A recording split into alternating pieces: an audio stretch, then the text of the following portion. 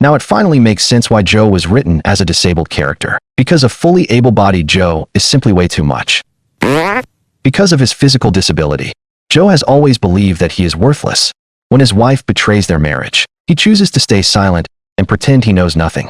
Out of deep guilt, he convinces himself that she deserves a better man, believing she must regret marrying someone as useless as him. Joe, would you put on your hand shoes and take out the garbage?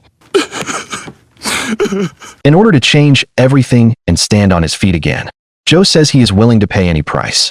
Dr. Hartman explains that there is indeed an experimental treatment available, but he also warns that the surgery is extremely dangerous. Tempted by the chance to walk again, Joe agrees to the operation.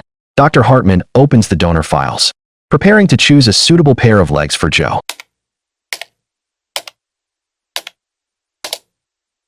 Hey, what about these? These are the only ones we have in stock that aren't hilarious. A few days later, the surgery begins as scheduled.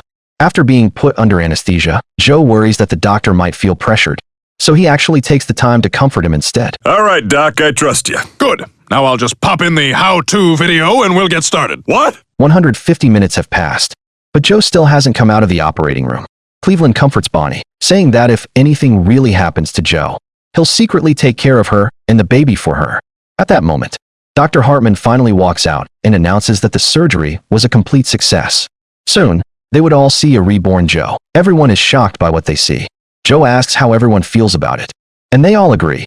This version of Joe is insanely handsome. I put his old legs in a bag if you want them. Oh, great. You know what? We'll take him home. We'll give him to Brian. One day, Peter and the guys are drinking at the bar watching TV, when Joe suddenly shows up and announces that he's taking them out to do something fun. Quagmire says that sitting here drinking is already perfect. Joe replies that since he finally has a fully functional pair of legs, they should try activities they've never experienced before.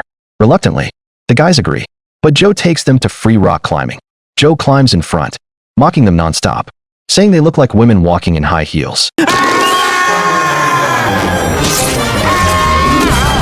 Thanks, Spider-Man. After the climb, Joe drags them to learn judo. The guys insist that there's absolutely no reason for them to learn martial arts. But the newly energized Joe doesn't care.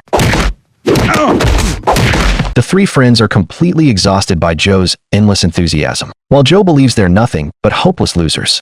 So he brings his new friends over just to show off. Before Peter and the others can even understand what's happening, Joe declares that they're no longer part of the same circle. He says they were only friends before because he was disabled. But now, everything has changed. But Joe, we've been friends for years. We all make mistakes. Come on, dudes, let's go exercise! Exercise! Yeah! Joe just dumped us, and all we got to remember him by are his old legs. Okay. That afternoon, Peter goes to Joe's house to confront him, only to walk in on Joe and Bonnie arguing. There's nothing to talk about. I've outgrown you, Bonnie. I need to spread my legs and fly. Peter later tells the others what he saw, and everyone agrees that Joe's behavior, abandoning his wife and child, is disgusting. They decide it's time to act. Peter believes the only way to bring Joe back to normal is to put him back in a wheelchair. That day, Joe returns home from the gym with his new friends. Peter has already been waiting behind the door, trying once again to talk some sense into him. Joe ignores him. Seeing that Joe is still stubborn, Cleveland and Quagmire step out as well, weapons in hand. The three weaklings are taken down within just a few moves. Just when Joe thinks it's over, Bonnie appears behind him, holding a gun, to turn Joe back into the man he used to be.